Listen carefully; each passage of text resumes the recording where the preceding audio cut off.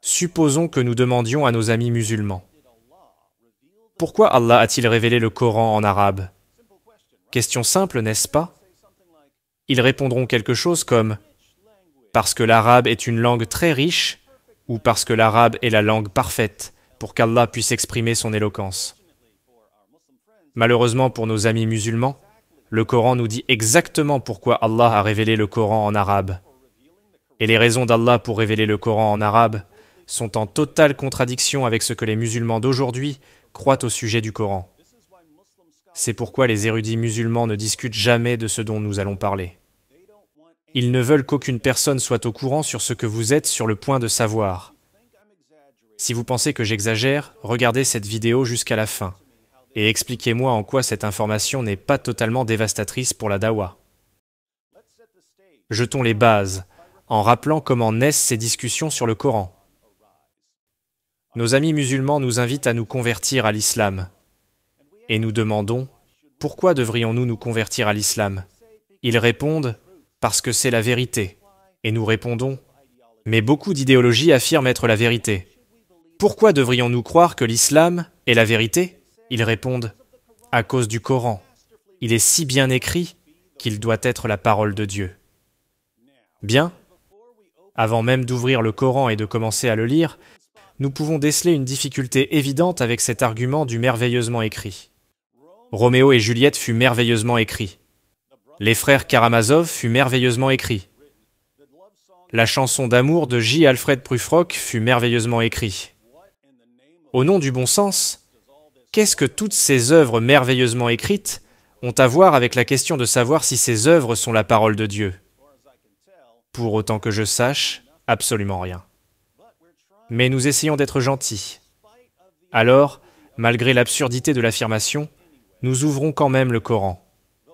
Et nous y trouvons le pire, le plus ennuyeux et le plus désorganisé des livres que nous ayons jamais lus de toute notre vie, au-delà de nos attentes déjà peu élevées.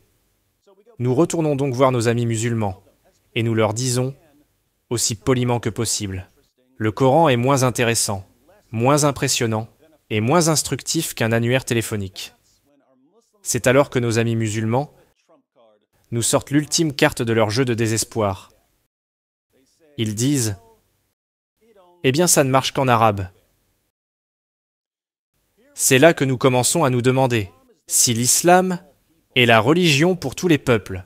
Pourquoi la principale preuve de l'islam ne fonctionne que dans une seule langue, une langue que la plupart des gens ne parlent pas? Même les personnes dont l'arabe est la langue maternelle ne peuvent pas comprendre une grande partie du Coran, parce qu'il est écrit en arabe classique. Mais il y a pire. Même les spécialistes de l'arabe classique ne peuvent pas comprendre certaines parties du Coran. L'arabisant Gerd Pouin, par exemple, dit ceci. Le Coran prétend pour lui-même qu'il est mubin, c'est-à-dire clair. Mais si vous l'examinez, vous remarquerez qu'une phrase sur 5 environ n'a tout simplement pas de sens. Bien sûr, de nombreux musulmans et orientalistes vous diront le contraire. Mais le fait est qu'un cinquième du texte coranique est tout simplement incompréhensible. C'est ce qui a suscité l'inquiétude traditionnelle à l'égard de la traduction.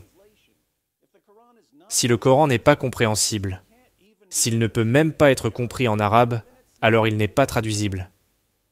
C'est ce que les gens craignent. Et puisque le Coran prétend à plusieurs reprises être clair, mais qu'il ne l'est manifestement pas, comme vous le diront même les personnes parlant l'arabe, il y a là une contradiction. L'érudit iranien Ali Dashti, dans son livre intitulé « 23 ans », ajoute « Le Coran contient des phrases incomplètes et incompréhensibles, sans l'aide de commentaires. Des mots étrangers, des mots arabes non familiers, des mots utilisés dans un sens autre que le sens normal. Des adjectifs et des verbes infléchis, sans respect des concordances de genre et de nombre. Pronoms appliqués de façon illogique et non grammaticale, parfois sans référent. Et prédicats qui, dans les passages rimés, sont souvent éloignés des sujets. Ces aberrations de la langue, et d'autres encore, ont fait le lit des critiques qui nient l'éloquence du Coran. Nous sommes donc censés croire que le Coran vient de Dieu, en raison de sa clarté et de son éloquence, alors que les experts nous disent qu'il est désespérément peu clair et pas très bon du tout. C'est là que nos amis musulmans interviennent et nous disent « Ne faites pas confiance aux experts, faites confiance aux gars de la Dawa, qui disent que le Coran est le livre le plus magnifique de tous les temps. Oui, les gars de la Dawa, ces scouts honnêtes et fiables, qui nous ont assuré que le Coran fut parfaitement préservé, mais qui ont ensuite admis que tout cela n'était qu'un mensonge. Les gars de la Dawa, ces bienfaiteurs honnêtes et crédibles, qui nous ont assuré que le Coran était rempli de connaissances scientifiques miraculeuses, mais ont ensuite admis que tout cela n'était qu'un mensonge. Les gars de la Dawa, ces menteurs compulsifs qui nous assurent que le Coran est d'une éloquence surnaturelle et qu'il doit venir de Dieu, et que nous devons les croire. Nous n'avons qu'à les croire sur parole. Remarquez, nous sommes censés nous convertir à l'islam, en raison de l'éloquence surnaturelle du Coran. Mais comment pouvons-nous savoir que le Coran est d'une éloquence surnaturelle, alors que nous ne parlons pas l'arabe? Ce que nos amis musulmans nous disent en réalité, c'est ceci. Soit nous devons faire confiance à ce que les gars de la Dawa disent sur le Coran, sans comprendre les preuves par nous-mêmes. Soit nous devons passer des années à étudier l'arabe classique, afin de pouvoir peut-être un jour trouver les preuves par nous-mêmes. Nous devons donc soit accepter ce que les dawaïstes disent à propos de leurs livres sans enquêter, ou nous devons passer des années à apprendre une autre langue afin de pouvoir éventuellement enquêter par nous-mêmes. Pourquoi est-ce un problème? C'est un problème parce que cela contredit complètement le Coran. Et vous allez voir comment. Voici ce qu'il en est. Selon le Coran, Allah a envoyé des prophètes à chaque nation. Dans la sourate 16, verset 36 du Coran, Allah dit « Nous avons envoyé dans chaque communauté un messager pour leur dire « Adorez Allah et écartez-vous du tagut. » N'oubliez pas ce qu'Allah dit ici. Un messager, un rasoul, a été envoyé à chaque nation pour guider les gens.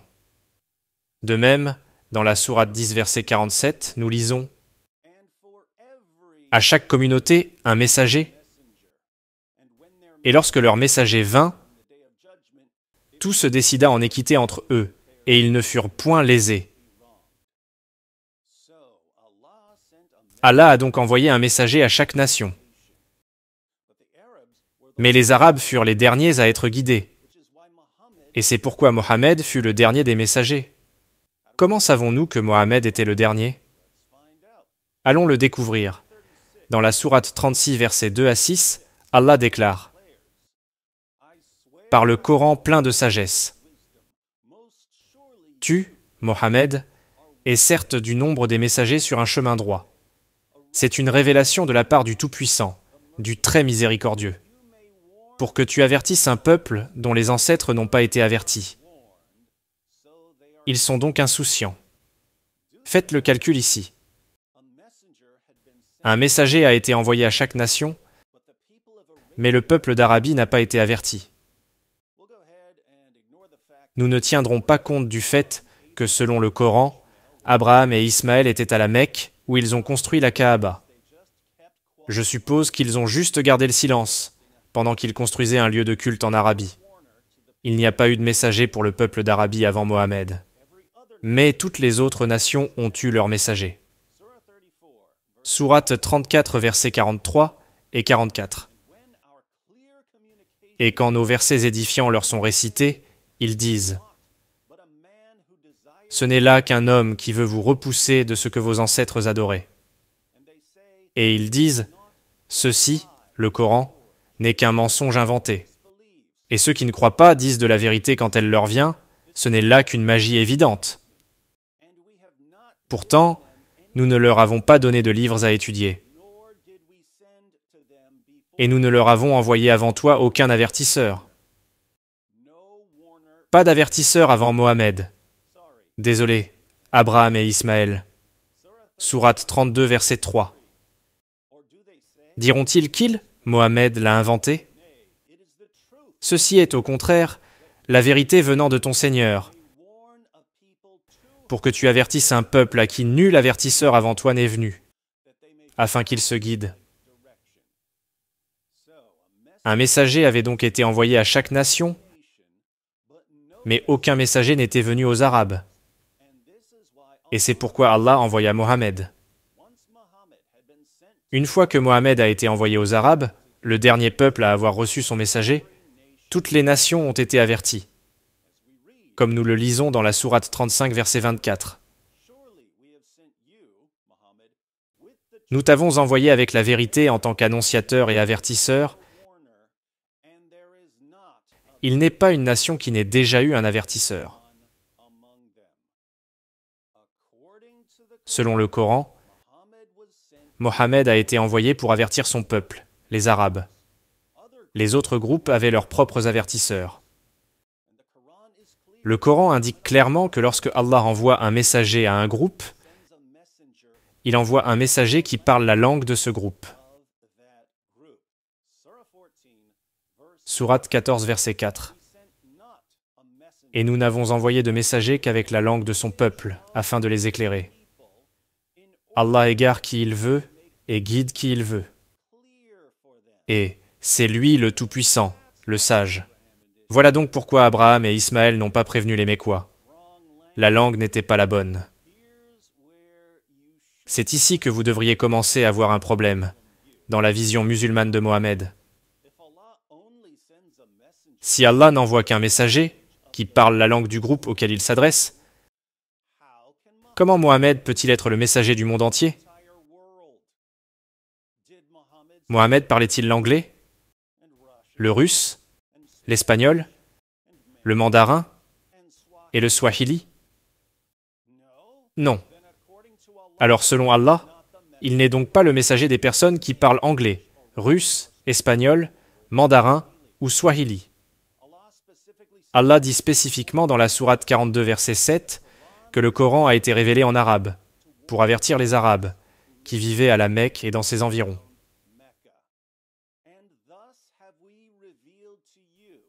Et c'est ainsi que nous t'avons révélé un Coran arabe, afin que tu avertisses la mère des cités, la Mecque, et ses alentours, et que tu avertisses du jour du rassemblement, sur lequel il n'y a pas de doute. Un groupe au paradis et un groupe dans la fournaise ardente. Il s'agit donc d'une révélation en arabe pour les personnes qui parlent arabe. Sourate 44, verset 58. Nous ne l'avons facilité dans ta langue, qu'afin qu'il se rappelle. Allah a rendu le Coran facile pour qui? Pour les personnes qui parlent italien? Non. Dans ta langue. Dans ton langage. Pourquoi dans ta langue? Pour qu'ils y prêtent attention. Qui? Les Arabes. Sourate 43, versets 2 à 4.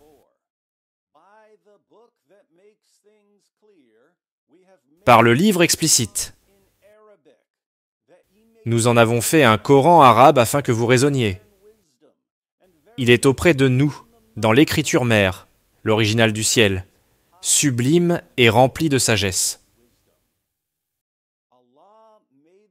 Allah a créé le Coran en arabe, pour que les gens qui parlent arabe puissent le comprendre. Si vous ne parlez pas l'arabe, il n'est pas fait pour vous. Sourate 26, versets 192 à 196. Ce Coran, si, c'est le Seigneur de l'univers qui l'a fait descendre, et l'Esprit fidèle est descendu avec cela sur ton cœur, pour que tu sois du nombre des avertisseurs, en une langue arabe très claire. Et ceci était déjà mentionné dans les écrits des anciens, envoyés. Mohammed était l'un des nombreux avertisseurs.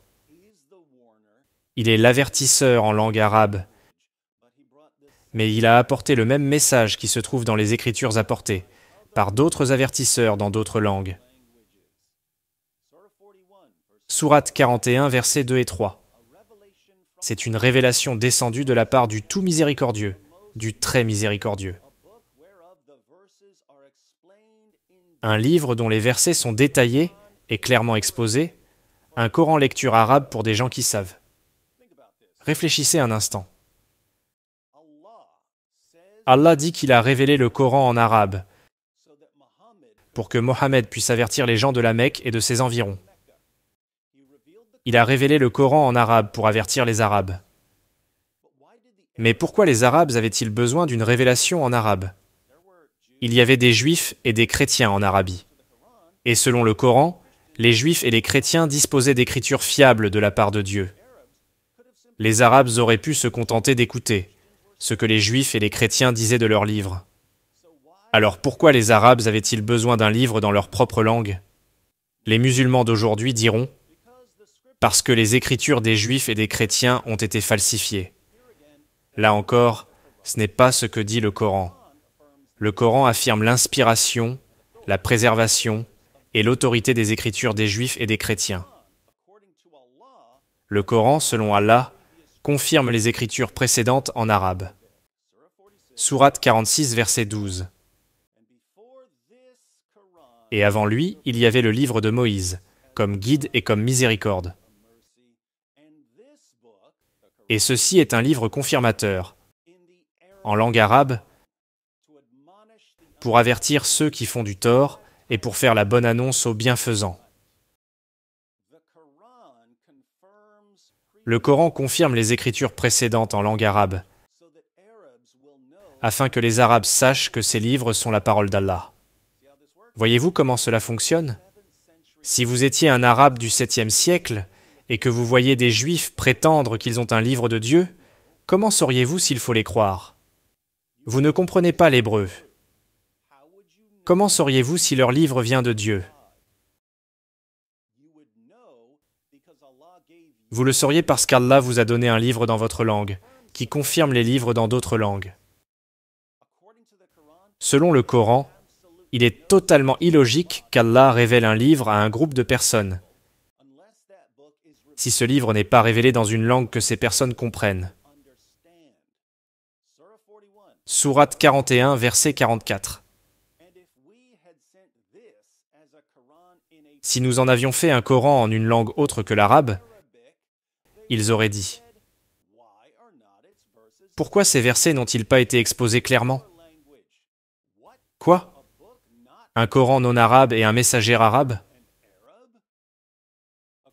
Selon le Coran, si Allah n'avait pas fait de révélation en arabe, les Arabes auraient eu une excuse pour ne pas obéir à Allah. Sourate 6, versets 155 à 157. Et voici un livre, le Coran, béni que nous avons fait descendre. Suivez-le donc et soyez pieux, afin de recevoir la miséricorde, afin que vous ne disiez point. On a fait descendre le livre que sur 2 peuples avant nous, et nous avons été inattentifs à les étudier. Ou que vous disiez, si c'était à nous qu'on avait fait descendre le livre, que nous aurions certainement été mieux guidés qu'eux. Si un livre n'est pas révélé dans votre langue, vous n'êtes tout simplement pas responsable de suivre ce livre. Allah a-t-il donc révélé le Coran parce que toutes les autres révélations avaient été falsifiées? Non. Cela est un mythe musulman. Allah a révélé le Coran pour que les Arabes ne puissent pas se plaindre de ne pas avoir de livre inspiré dans leur propre langue. La position du Coran est donc la suivante. Allah a envoyé des messagers à toutes les nations et a inspiré des écritures pour différents groupes de personnes. Ces écritures sont fiables et font autorité pour les groupes auxquels elles ont été révélées. Jusqu'au début du 7e siècle, les Arabes n'avaient pas de révélation dans leur propre langue. Mais ces Arabes ne pouvaient pas se contenter de faire confiance à ce que les Juifs et les chrétiens disaient de la Torah et de l'Évangile. Comment les Arabes pouvaient-ils savoir si les Juifs et les chrétiens disaient la vérité? Les Arabes avaient donc besoin d'une révélation en arabe. C'est pourquoi Allah a envoyé Mohammed. Maintenant que les Arabes ont le Coran, ils peuvent lire le Coran. Les autres groupes ont leur propre livre dans leur propre langue. C'est pourquoi Allah, dans le Coran, ordonne aux Juifs et aux chrétiens de suivre leurs propres écritures et non le Coran. Dans la sourate 5, verset 43, Des Juifs viennent voir Mohammed pour régler un différend. Quelle est la réponse d'Allah? Mais comment te demanderaient-ils d'être leur juge quand ils ont avec eux la Torah dans laquelle se trouve le jugement d'Allah? Remarquez ce que dit Allah. Mohammed, pourquoi les Juifs viennent-ils te voir alors qu'ils ont leur propre livre? Ils n'ont pas besoin de toi. Tu es le messager des Arabes, pas des Juifs. Sourate 5, verset 68.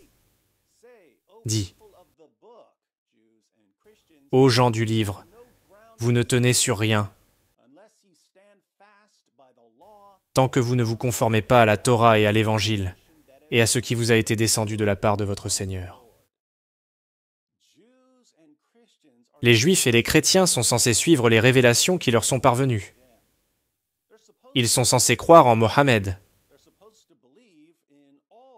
Ils sont censés croire en tous les messagers. Mais ils sont censés vivre et juger en fonction des révélations qui leur furent apportées par leurs messagers. Allah a envoyé un messager à chaque nation. Les gens ont la responsabilité d'obéir au messager qui leur a été envoyé dans leur langue. Telle est la position du Coran. Pourquoi est-ce un problème pour les musulmans? Eh bien, voici ce qu'il en est. Nos amis musulmans nous disent que le Coran est le livre de tous les hommes et que le Coran ne peut être compris qu'en arabe.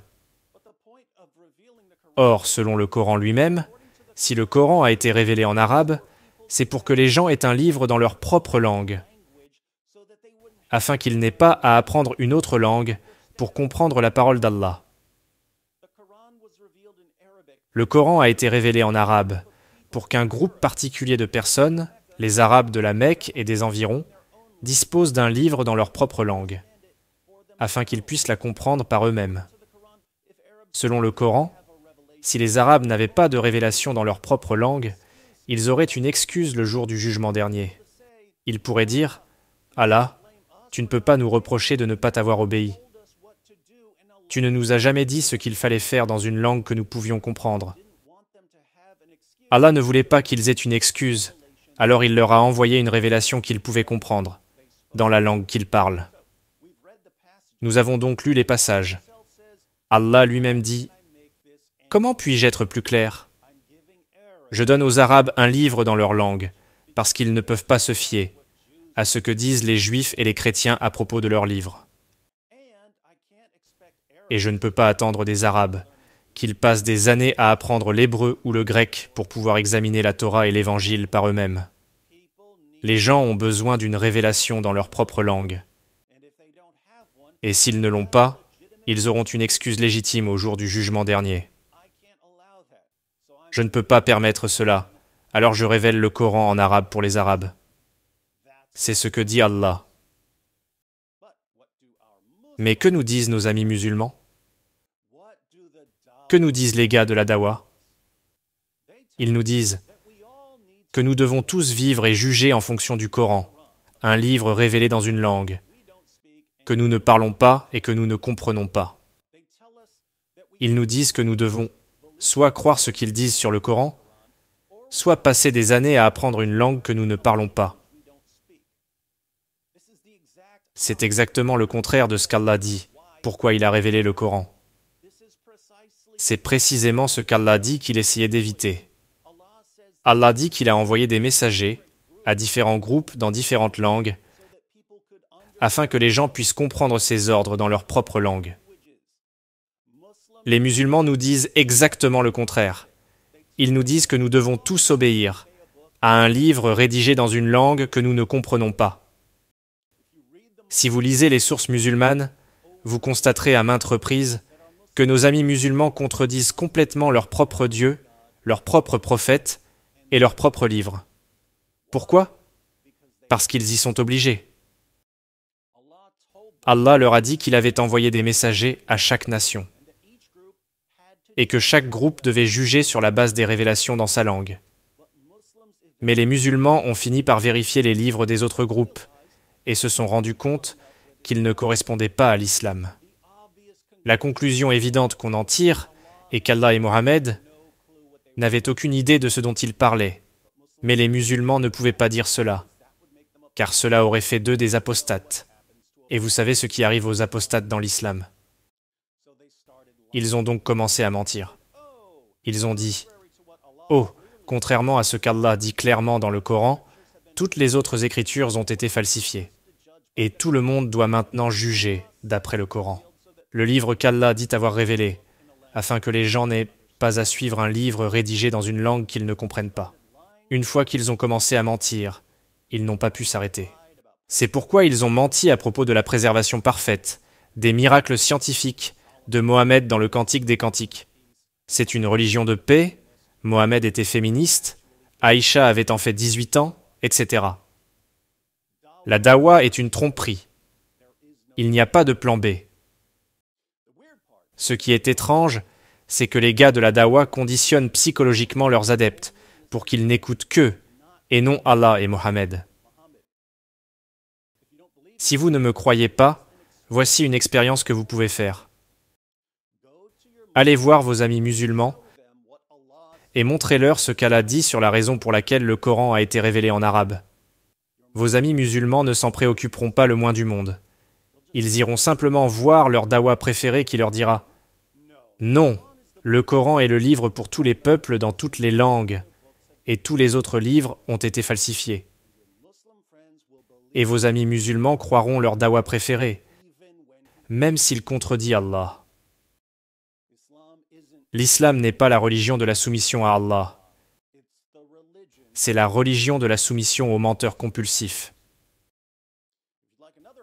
Si vous voulez un autre exemple des gars de la dawa, qui disent exactement le contraire de ce que leur Dieu et leurs prophètes disent, regardez ma vidéo, ce que le Coran dit vraiment à propos de l'Évangile, où je passe en revue tous les versets du Coran qui mentionnent l'Évangile. Mais je n'arrive pas à trouver un mot, pas un seul, sur la falsification de l'Évangile. C'est étrange comme les gars de la dawa s'attendent à ce que nous prenions leur livre au sérieux, alors qu'ils ne prennent manifestement pas leur propre livre au sérieux.